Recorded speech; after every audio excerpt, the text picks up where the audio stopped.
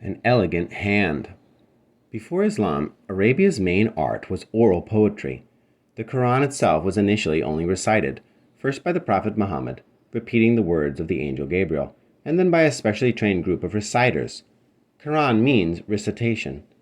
When the Quran was finally written down, the Muslim belief that those particular Arabic words were divine sparked an intense interest in writing. Words were sacred. Calligraphy, beautiful writing, became one of Islam's most highly developed art forms.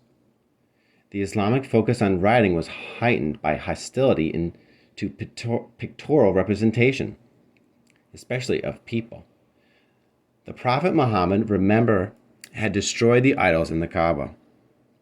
His successors worried that figurative imagery could lead back to idol worship, a belief they shared with the Jews.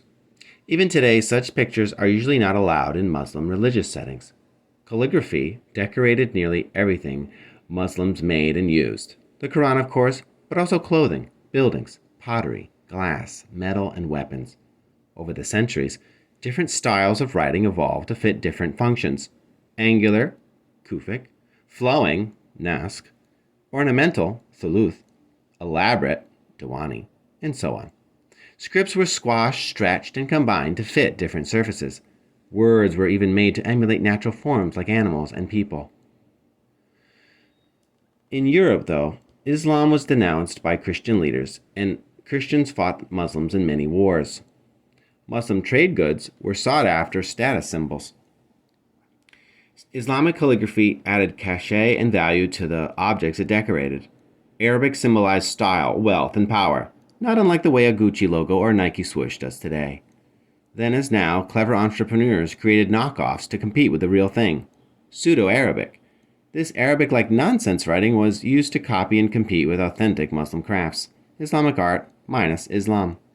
Eventually, Pseudo-Arabic was even used to decorate churches. Arabic and Pseudo-Arabic may actually have affected the evolution of the Latin alphabet.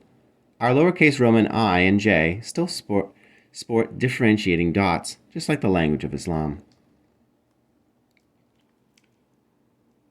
Islam's tradition of oral recitation developed into an efficient vehicle for mass-produced handwriting literature. A single Muslim reciter would read a book aloud to a group of scribes, who copied his spoken words simultaneously. Europe, by contrast, used a much slower system. Monks copied books individually, one at a time. Arabic evolved from kufic, originally used in carved inscriptions, to nask, the most popular handwritten form, to thuluth, used in most Qurans, to diwani, the court script of the Ottoman Empire.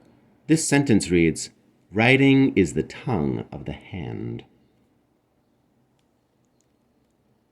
The movable type printing press, invented in Germany in 1450 by Johannes Gutenberg, was ill-suited for cursive Arabic and only slowly adopted by Muslims. Lithography, invented in Germany in 1796, used drawing on stone with ink to mass-produce illustrations.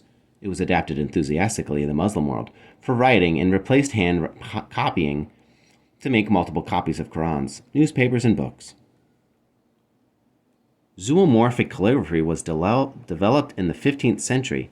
It squashes and stretches Arabic letters to create recognizable animal and human shapes.